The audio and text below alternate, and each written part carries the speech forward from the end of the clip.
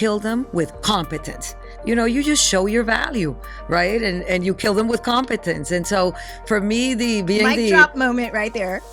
Yeah, it's a way to say, I'm here, I'm capable, I will kick ass, I will deliver more than you would ever expect, I will understand your needs, I will learn about your process, and I will deliver handsomely and consistently, and I'll build a team and a culture to back that.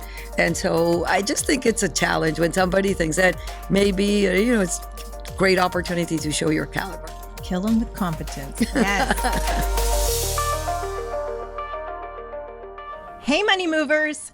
Welcome back to another game-changing episode of Her Money Moves. Today, we are here in Miami, Florida, with a very special guest. Matter of fact, she's a legend. She became the first Latina to ever receive the Hispanic Heritage Foundation Award in business. She is also the first Latina to have the largest private equity firm in America. She is the CEO of Altura Capital. Please welcome Mrs. Monika Mantilla. I am so excited for this episode today. I am sitting across from a legend. I mean, before meeting you in person, I heard so many incredible things about you, Monika Mantilla, and you have no idea what you starting your own private equity firm, how much that inspires and motivates so many other women. Oh, thank you. Yes, so I'm excited to go deep dive into your journey and share your incredible insights with our Her Money Moves audience. Thank you. I'm so happy to be here, honored to be here, and appreciate so much your lovely words. Thank you. Thank you. So your journey from immigrating from Colombia to building your own private equity firm is just remarkable. What was the defining moment when you knew that you had to create Altura Capital?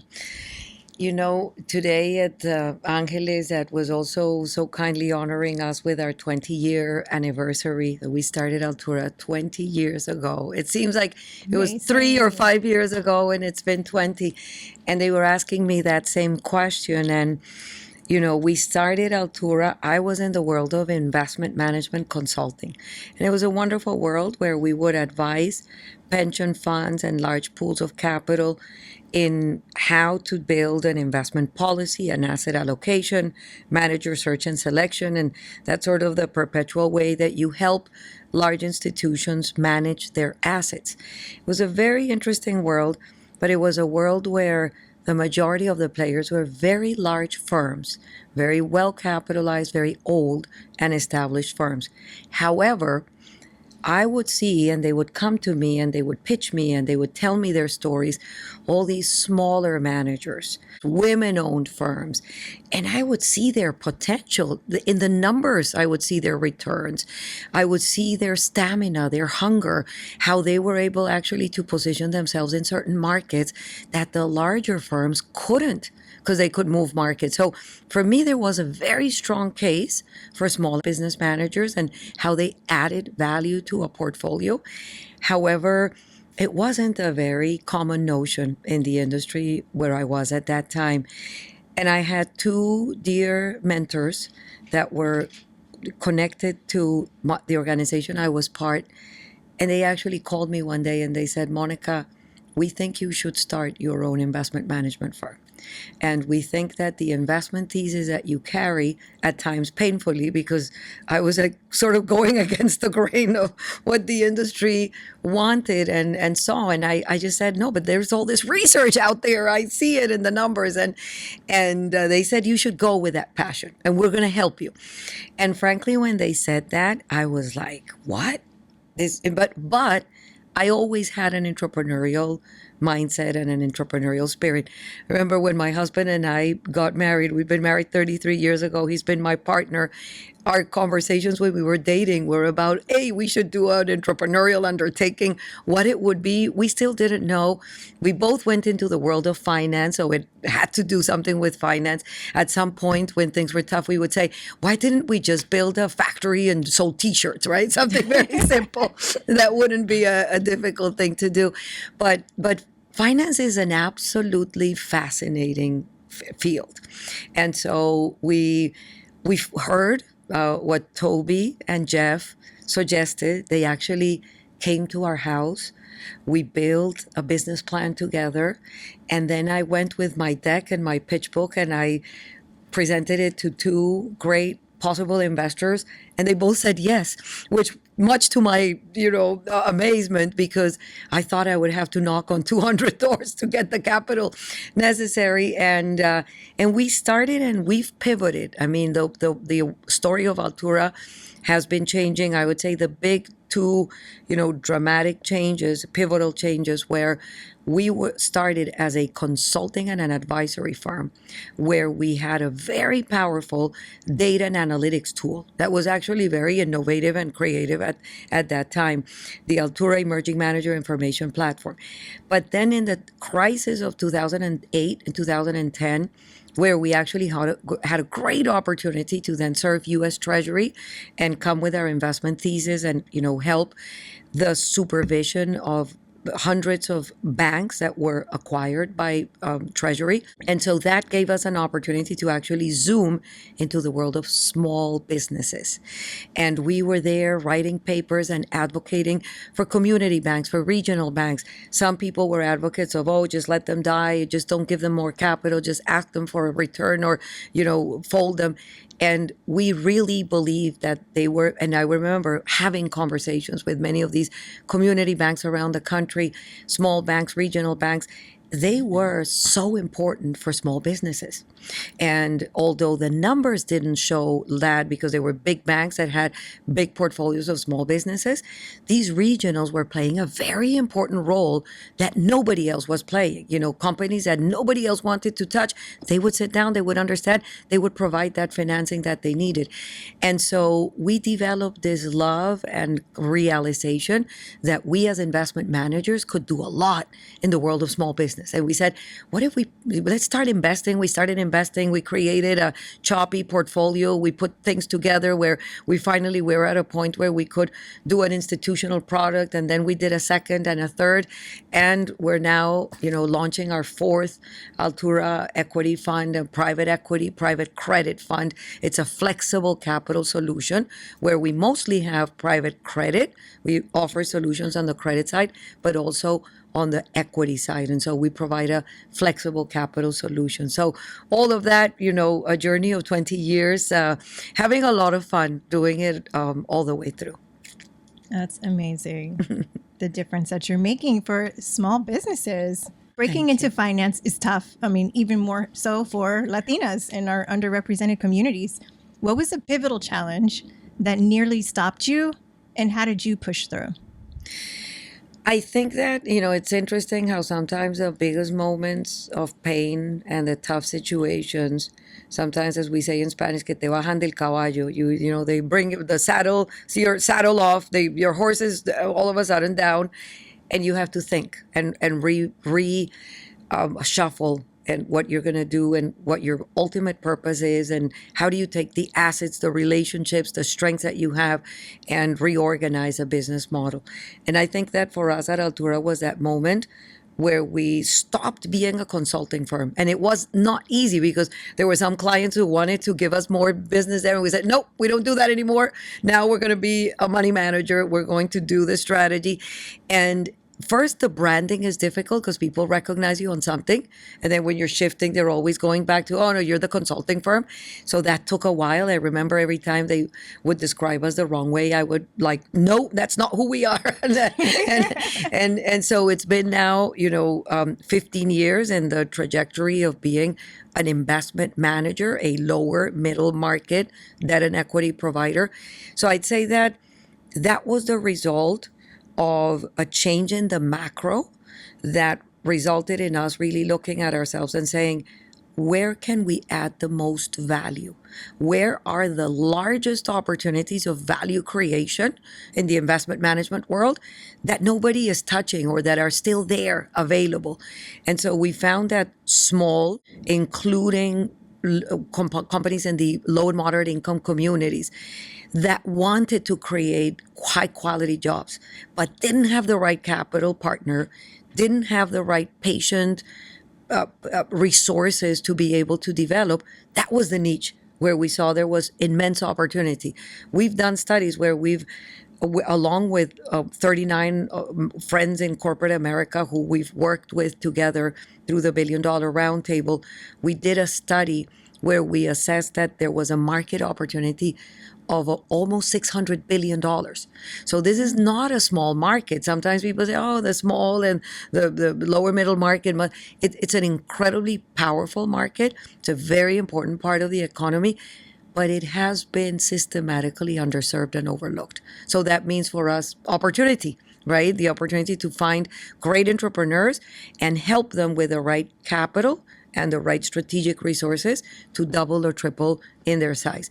And we don't do that everywhere. We do it in 4 verticals, only in US, and in 4 verticals, which are consumer products, very especially ethnic food, ethnic beauty. We like business services, anything that corporate America buys that we can scale up a firm with those services. We love specialty manufacturing as well. And then 4th, and a very dynamic and interesting market, healthcare.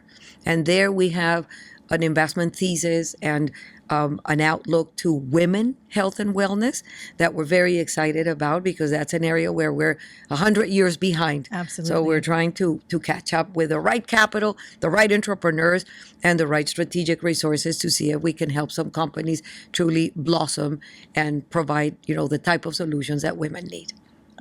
I love that. Yes. Thank you. As a Latina in a male-dominated industry, have you ever felt underestimated? And how did you turn that fuel into success? Sometimes I would kid when I would meet a CEO or a CIO, and they would say they wanted to relate to me, and they would say something like, "Oh yeah, you're Colombian. My nanny's Colombian. My landscaper is Colombian or Mexican, and wonderful, right? Okay." But I said, why don't you hire me as an investment manager? So next time you meet another Latino, say, my investment manager is a Latina. Yes. Right? And so we're in an industry where there are no women, there are very few Latinos, there are very few women, but it's growing. It's growing. There's actually some really wonderful organizations that unite investment management firms that are Latinos, like New America Alliance, wonderful organizations like PWIN or WAVE that unite women in private equity. So I think that we're getting organized, and there's definitely more and more talent pouring, and I think that the numbers will show hopefully some change in the years ahead.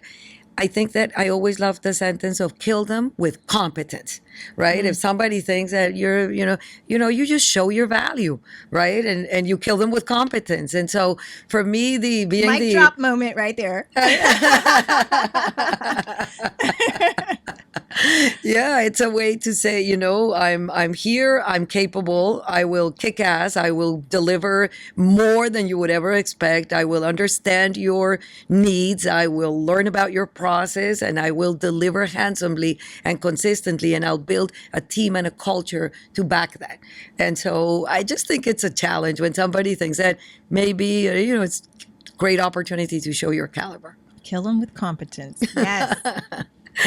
The financial landscape is shifting rapidly. What trends do you believe will define the next decade in private equity? That's an interesting question. I do think that women are growing in numbers. Somebody said to me that only 2% of the private equity world is owned by women currently. And I think it's like 10 or 12% that are part of management, which is great. So that number is not as bad, but the ownership is still incredibly low. So I believe that women are incredibly powerful and just good investment managers, because not only we invest with a long-term approach, we have complex minds, and so we take into account many things that sometimes men might overlook. We're very disciplined. We tend to be deliberate and kind of risk averse, as opposed to, oh, I love that and let me do it. We're like, no, let's do the right due diligence, right? It's not an easy job to find in our world of investment management the right women. I make it a point to be out there. I'm trying every day to bring more women of caliber into the investment management world. But I think that the world is changing. I think that private equity has a very important role to play in the economy, because we are that private sector investor that can really provide the right capital structure and can provide the right road so that company can maximize value. So frequently, private equity is regarded as a cutthroat business, and at times it is, and there are some players that are. We are not. We are long-term investors. We are business builders. We take pride on being good partners, and we're not going to go in a crisis because a quarter was wrong.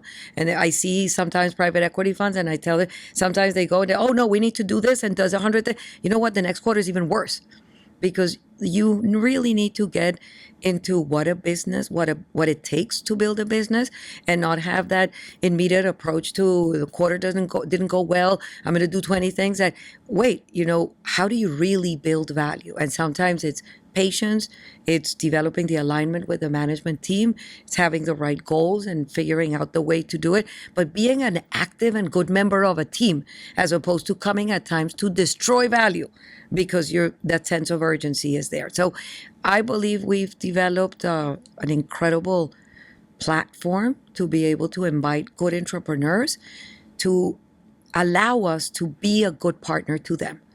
Sit on their boards, give them the right capital, open the doors where it may be. We have a whole system that we call the Altura Way. So we help them with strategic planning, with revenue and EBITDA growth, sales and marketing, their operational plan, financial discipline, human capital, risk management, technology, cybersecurity, AI, anything that in a methodical way, sometimes small businesses, because they're just scrambling, right, don't have that, set of consultants and Sherpas to help them grow. Altura Capital focuses on high-performing firms. What unique qualities do you look for in an investment that others might overlook? In our business, people are everything. So we look for high-caliber entrepreneurs that have built value, have gone through good times and bad times. Sometimes bad times can teach us even more, right? So we do want them. That's where you learn the lessons. That you learn lessons. You want them to have good times too, no? But that combination. It's a journey of life, right? Nobody can escape that, but it's what you do in light of those circumstances, right? We want people that we could sit in a board with and build value together. So those skills of empathy, alignment with the way we do business, we do a lot of value alignment. We want to work with people that we know that are going to value what we bring, and that we can have conversations in good times and very especially in bad times, right?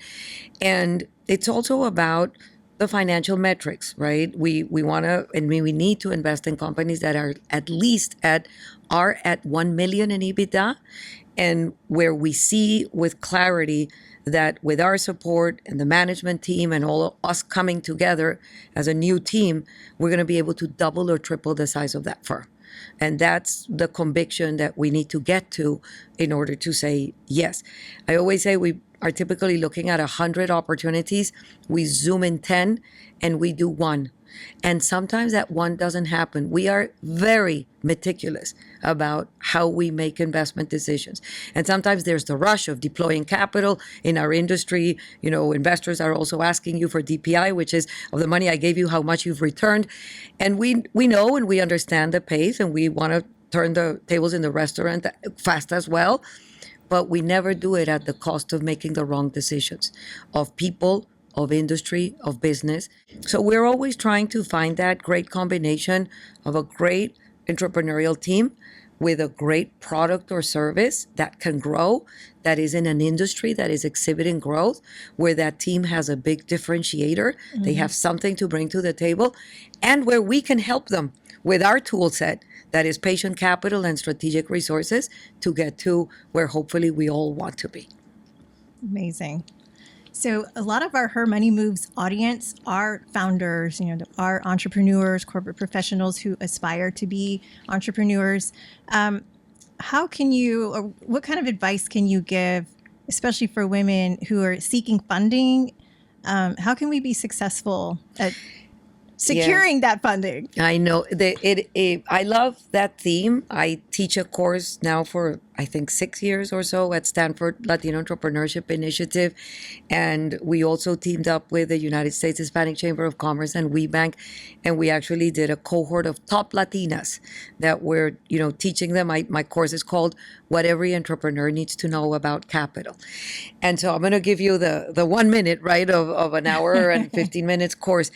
I would say you need to understand where you are in your capital journey. What type of firm are you? What size? What industry? And therefore, who are your adequate debt providers and equity providers? And have a very clear plan of what your external resources, whether debt or equity, usually a combination of, because that's going to have you're going to have the optimal capital structure. And trying to figure out that is not an easy task. You hear frequently, I went to a bank and they didn't give me a loan. Well, you're barking at the wrong tree. So you need to know who you are, where you are, and where you are in your capital journey. We talk about building a great firm. So there's 5 roads of capital: to grow, to refinance, to expand, to acquire, or to transition, right? Think about those are the 5 ways in which you can partner with capital to achieve your strategic goal as a business owner. And nobody has been able to tell me, oh my God, there's another road that you haven't. Those are the roads where you need capital for, right? And you need to understand where you are, which one of the roads you want to travel. And if you're at the beginning point, okay, begin to prepare, explore, assess, and then go for the right capital provider. But everything begins with a financial model where you say, this is my vision. This is where if I had unlimited resources, this would be the type of strategic goal. So think big, right? Because frequently we think from the point of view of scarcity. I don't have the money to do that, so I can't hire this person. I can't do this. I can't.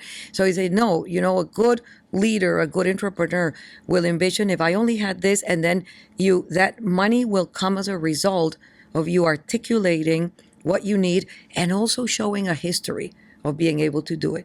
So for us, for example, if you don't have $1 million in EBITDA to show that you've been able to build something, we're not there for you, right? Because it'll be for someone else, but it's not in our sweet spot. And so it's really that art of learning where you are in your capital journey, what you aspire to be, and then getting ready for the road, as with anything, right? Where we embark and we're going to say, I'm going to do this master's, or I'm going to have a kid, or whatever big endeavor we want to do in our lives. My message to entrepreneurs is harness the strategy of capital for your firm the same way you harness your product, your service, your operations, your marketing, and put together a very diverse ecosystem of capital providers so that you're not knocking on their door when you need capital. You build relationships, you can have conversations, learn from it, and then sort of ready to have the conversation, and you know who is going to be your right capital provider. We have this chart in the presentation called the capital savannah. Says, are you a little rabbit? Are you a zebra? Are you a gazelle, or are you a unicorn? And depending on who you are, it's a nice way to situate the firm in whatever size they're in and whatever growth potential. And there's a list of private equity and private credit opportunities, and credit and equity opportunities for each one of those. And of course, if you're a gazelle, which is the place where we work, companies north of 5-10 million in revenue, that's the place where we can help them to grow if they are in the verticals where we operate. Amazing. Okay, I aspire to be in your course one day. Of course, you're invited. Thank you. So representation in finance still has such a long way to go. How do we move the needle and really get real change?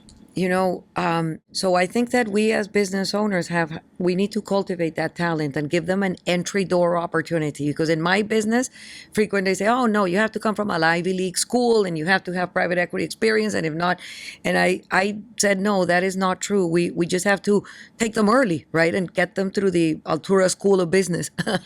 and so I think that it is something that we have to continue to pay a lot of attention, because education is the big enabler, is the big transformational power.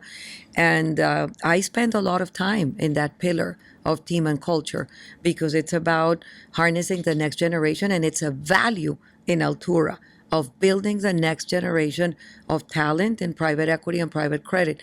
I think universities can be immensely helpful. Government can play an important role. In prior administrations, there's been educational excellence committees. I hope that doesn't go away.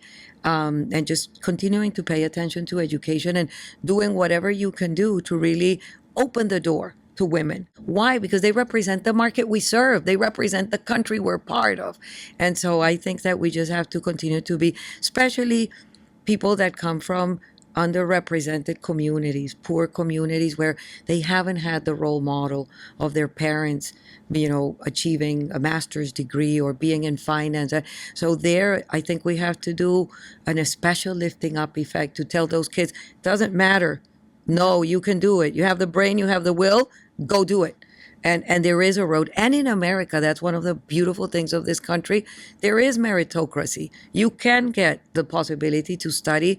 And so to everyone out there who might say, I want to study, but I don't have the money, there's so much available today, even free courses online, that everybody has access to education. We just need to have that click of how important it is. I educate myself every day. I tell my team, we're all students of AI. Every day we're learning. So having that engine is such an important thing. And I'm a big believer in education. It is the future of our world is education. Education transforms lives. Yes, yes. I'm the first in my family to graduate college, and it definitely has transformed and impacted everyone. You see, it's not only your life, right? It's the life of everyone around you. So, yes. And that's the power of entrepreneurship. The same thing. A good entrepreneur, there's a whole community that learns from them. There's employment that is created. There's a town that benefits from the sponsorships of whatever that company is committed to. So, yes, the multiplying effect, right,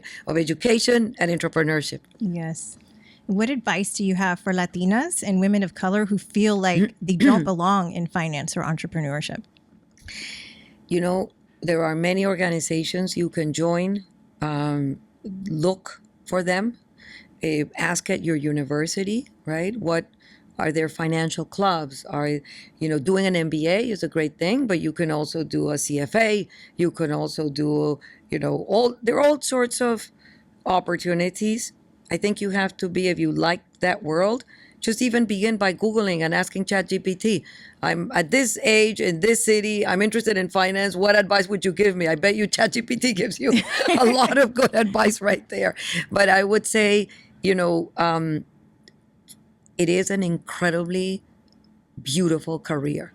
And women sometimes, I don't know why, tend to think that finance is for guys. I think some of the theory I hear is, yes, it's long hours. It's very intense. And some women say, I want to have a family, raise kids, and that's too hard for me. I've been able to raise a beautiful family, to have two beautiful daughters, to be a good sister, wife, daughter. And it is a world that is incredibly enriching, because finance is the big enabler to those women that want to go into nonprofits because they want to save the world. And I say, no, save the world through finance. It's even more powerful. So, yes. So save the world through finance. Earlier we were chatting and, you mentioned how important it is to reserve some space for yourself, with all the things that you're balancing in your life, but you still need to be able to regenerate and rejuvenate. Yes. Can you talk about that a little bit here? I do a lot of that. I try to, I try to take at least 10 minutes in the morning I try to do 21, but sometimes I don't have the 21 minutes, but at least I do 10. And in the night as well, I try to start the day well. I try to stop at noon sometime, even just for a little prayer, for a little moment of breathing. And then at the end of the day, I don't like to go to bed without, as we would say in Spanish, cuadrar caja. You know, it's like in a bank, you say, okay, how much money came in, came out, this is the amount of dollars that are in and out. And I like to do that balance. Part of it is mental and part of it is physical. So I also do some stretches with my body. So I'm sort of like ready physically to go to bed. And also mentally, I think that meditation, and I do Shikun. There's something beautiful that I learned in Costa Rica, in La Montaña Azul, this beautiful place that is an alignment of soul, mind, and body. And what it gives me is peace. And it gives me connectivity with the divine, with energy that if I'm just running, I miss it, right? And so it is like a resetting. That is, it's the time for me to look inside, and I feel it's incredibly powerful. I'm also Catholic. I love to go to church on Sundays. I try as much as I can. Sometimes I miss it, but I keep trying. And my husband and I have committed to being there. It's a beautiful time to be grateful for what the week gave you, and the asks that you have. God, I need your help in this and this week. and so I do believe that as much as I run in my world of, building an investment management firm and protecting our assets and growing our assets and protecting and growing the team, I think that it starts with us having the right energy, the right messaging, the right peace to be able to then contribute externally. But everything begins with an interior peace. So I work on it every day. That's beautiful. We all need to take that advice. If you could give your younger self one piece of advice before you started Altura, what would it be? I would have started to meditate earlier. I started to meditate. I've always been spiritual. I think that thanks to my mother, my grandmother, my aunts, all the women in my life were very religious and very powerful. By the way, they just showed me the power of women. My mother is a PhD in history and philosophy, such a bright woman and with such a big heart. So incredible role models in my life. But I think that as you become older and you go through life, you say, sometimes there are battles that you don't need to live.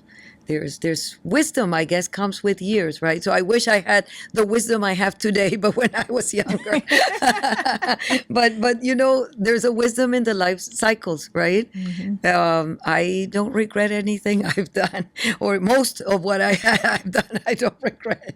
And what could I say? I think, maybe thinking twice. Things that I do remember, conversations that I say, I should have been smarter about saying that, and sometimes when you're young, you just spit out what you think.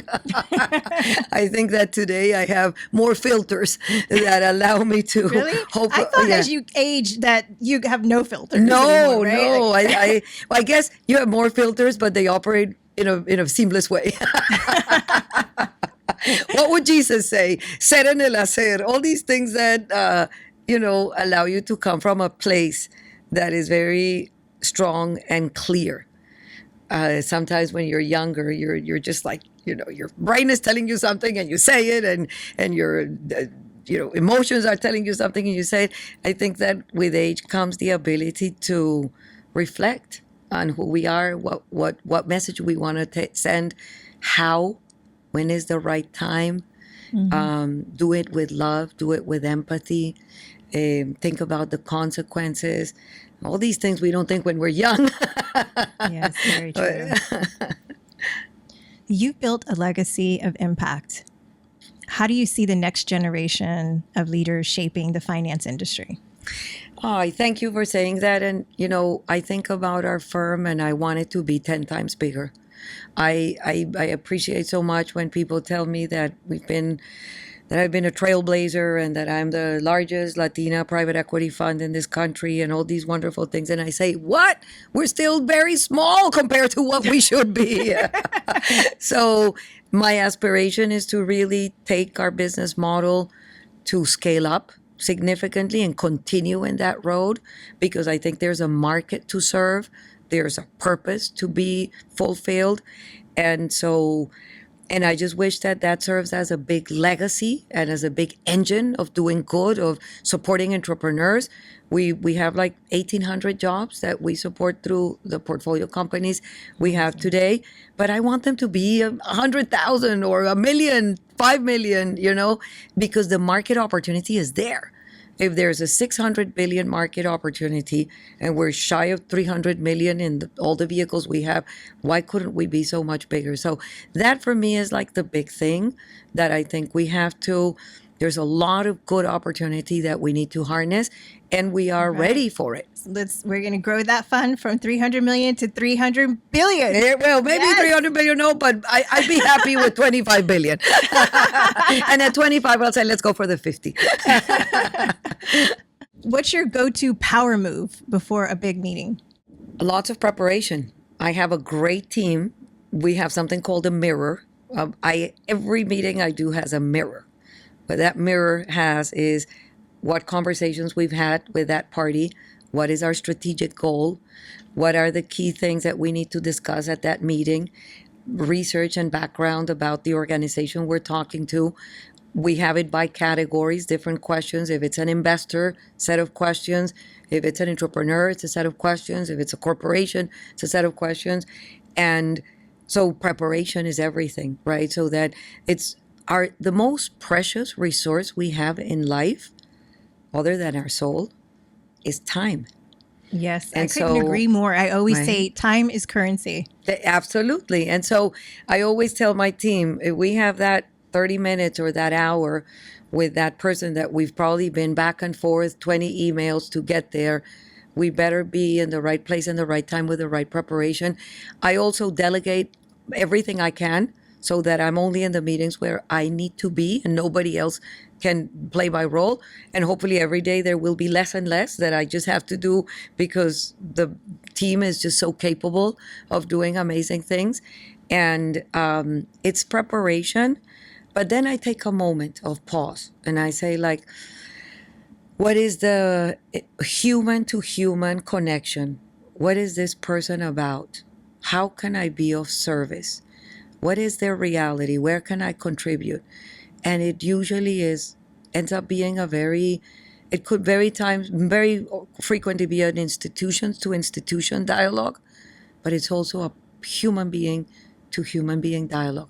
And it's where you click in that, where institutions open. Institutions are organizations comprised of humans. Mm-hmm. And so for me, that is what I always like to do. I feel that every one of my investors is a friend, is an ally.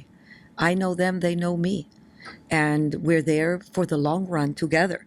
And so that's what I think is the art of preparing for anything, is then when you've been able to develop relationships, to cherish them and guard them and keep them. And so you need a lot of preparation to get to those places. What's a belief about money or investing that you think more people need to embrace? Developing a culture of savings and investments is at the core of personal success, family balance and success, and societal success, and corporate success. Haven't you heard of so many entrepreneurs that made a lot of money and they quickly spend it, and then in the downturn they crashed, right? So developing a culture of savings, of investments, not being afraid. How many women delegate their financial power to the guys in their world, their husband, their dad, their cousin, their son, because, oh no, somebody else will do it for me. No, own it. How do you own it? If you're not very knowledgeable in that area, have good advisors, ask good questions. How much is coming in? how much is coming out, why, what's my long-term plan, have a group of advisors to help you design your financial architecture. If you put time in doing the architecture of your house or your apartment, you have to put time to putting the architecture of your capital. And in my world, I love to say capital is an enabler. So you don't want capital just for the sake of capital to go and invest in anything, right? If you care about the world, you're not going to go and, invest in a great company supposedly that is destroying the world, right? So align your values with your capital. And I think that that is something that ultimately is about long-term sustainability of investments, because you're really doing things that are good for the world, good for your pocket, good for humanity, good for all the things can align. I always look for that alignment, right? Where you're able to really find home run company, you make a lot of money, you do a lot of good, you create a lot of value, you create high quality jobs. That for us is what we're always striving to do. So my advice is own your money. Don't let other make the decisions on what you've worked so hard to build or that you've inherited. Okay, you've inherited. Use it well, align it with your values, and ask the questions to your investment advisors. I want to work with women-owned money managers. Do you have any of in my portfolio that are women money managers or diverse money managers or local, whatever you like? Align your values with the way you manage your assets. Amazing. So you've already built something so incredible, so exceptional. What is next for you in Altura Capital? The next 20 years, we're going to be building lots of great things. AI is an incredible enabler. I'm super excited about the world of AI. I'm super excited about our next fund. I'm super excited about this fund and delivering very well to our investors, so they feel very proud of us and have a great appetite to repeat and double and triple what they've done. I have great appetite to meet new investors around the world that believe in the power that we can harness, and that hopefully they cross our way. I'm always looking for good entrepreneurs so I can invest in them, and always looking for good CEOs and CMOs and board members of our company. So I always say I collect two precious things: talent and capital, and I try to connect them and put them to work. So that's what's ahead for me. When will I retire? I don't want to retire. I love what I do, and I know I have been building the transition in terms of building a powerful team that can operate without me any day. That I dream of building.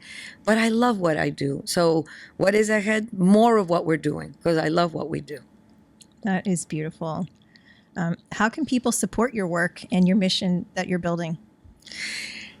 Thank you. I would say, look, if you're an institutional investor or you're connected to an institutional investor, tell them about us. Right? Introduce, hey, I heard about a firm, Altura Capital. Do we have them in the portfolio? Could you connect with them and create a meaningful connection? If you're an entrepreneur in any of those verticals, reach out to us. We'd love to talk and see if there's a good fit. To good talent out there, because they specialize in any of the 4 verticals we're in: consumer, business services, manufacturing, healthcare.